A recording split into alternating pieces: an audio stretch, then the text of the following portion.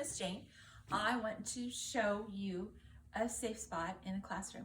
This is just basics. It was put together rather quickly, just so you could see what pieces belong there.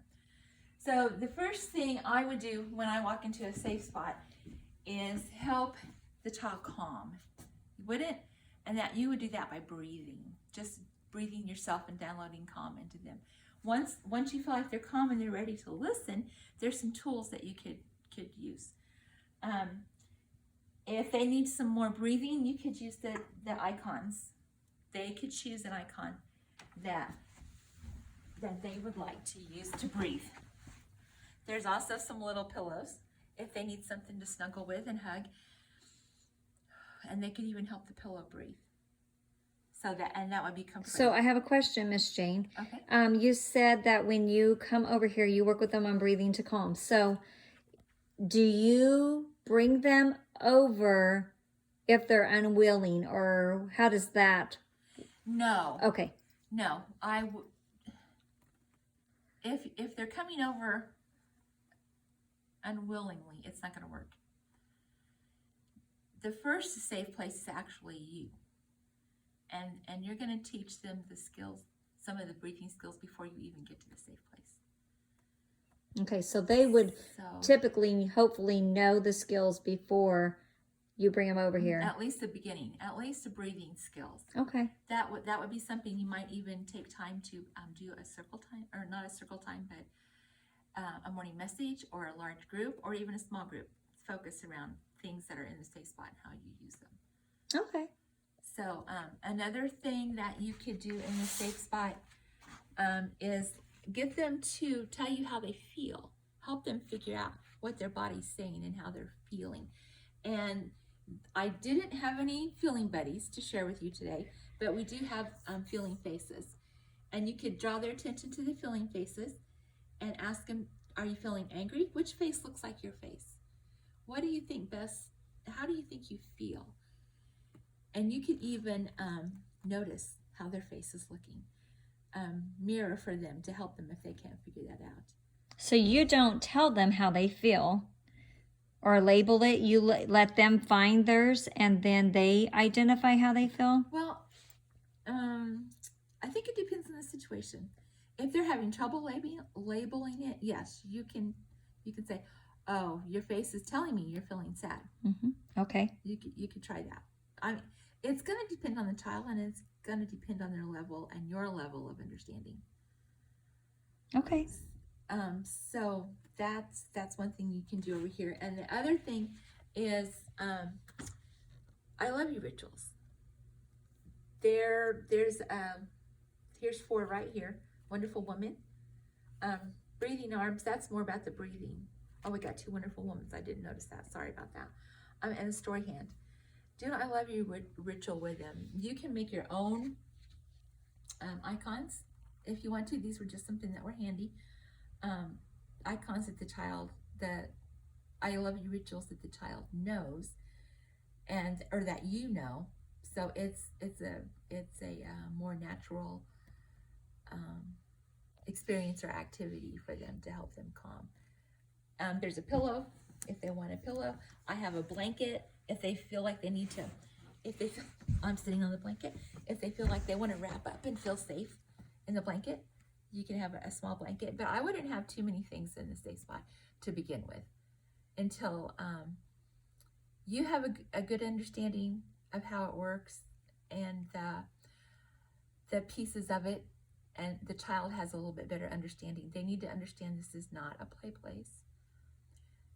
And on your part, this is not a timeout. This is a place for them to go, feel safe, and calm themselves so they can rejoin the class. The whole idea behind this safe place is for the child to learn this, to self-regulate without, if nobody's around, they can do it themselves, or they just know they can regulate themselves. Now, I know that I've heard that until they understand all the tools, there's always supposed to be an adult with them, Yes, right? Yes, yes. You should always be in there coaching. Even if you're not in there directly with them, set to the side a little bit. Just always be nearby, in case they need your support, your help, and they just need to be comfortable with what they are supposed to do here. I think you will find that once they are comfortable and they feel like they know what they're doing, they will come here on their own. And that's the goal, right? And that's, that they would and do that's that. the whole goal. Because honestly, you're not going to follow them to kindergarten. You're not going to follow them home. It's something that they need to recognize in themselves and learn how to self-calm, self-regulate before it takes them to a place that's not comfortable for other, I don't know, that's hard for them to come back without feeling safe. Or that makes sense. Yeah. So that's the other thing. This is more for the teachers than for the kids. This is the 5 steps of self-regulation. This will help you help the children work through their upset. You're gonna go to a safe place, and they're gonna turn themselves into the emotion. They're gonna say, I am angry, I am sad. And so they're gonna be the emotion. It's not something apart from them. They're the emotion.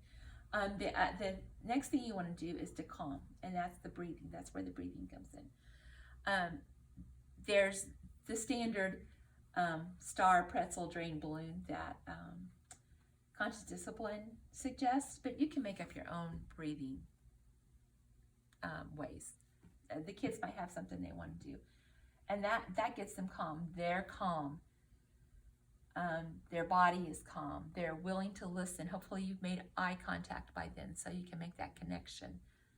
And they're not going to hear you until they're calm. You can talk until you're blue in the face, but they're not going to hear you until they reach the calm state. And then you pick their feeling. Then you pick, that's when you use the feeling faces or the feeling buddies. And then that's when you say, I feel angry. I feel sad. Not I am sad, I feel sad or angry. And then you choose something to help them move from an emotional state to their executive state where they can problem solve. So like the I love you ritual? I love you rituals. Okay, I couldn't see it from here, but yes. Okay. Yeah, it's I love you rituals. Yeah, that's one thing. You could write. They could tell you what to write. If they don't want to write, you could have a whiteboard and some markers, or a notebook and a pencil, and if they want to draw how they feel, or if they want to write how they feel, they can do that too. That's something that you just kind of tailor to your kids. And then after they've calmed down and they've decided how they feel, and they've chosen a way to help them calm, then you're going to solve the problem. You're going to figure out what triggered them, what made them angry, and you're going to help them solve the problem, and then you will support them in doing that. Okay, so is that like then you would like review what happened with them and practice how to handle it differently? Yeah, that would be where you use your skills, like your skill of noticing, your skill. That's where the language of conscious discipline comes in. Oh, you wanted to use the marker, but your friend wouldn't let you, so you got angry. So next time say, could I please use the marker? And see what happens. And then you might have to think, well, they might not let me use it, so what am I going to do then?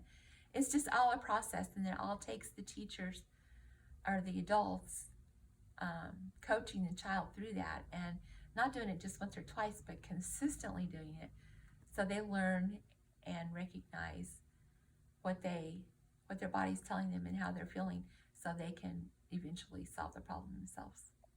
And I see where that 5 steps is helpful because it will coach the teacher on the order of using the tools in here.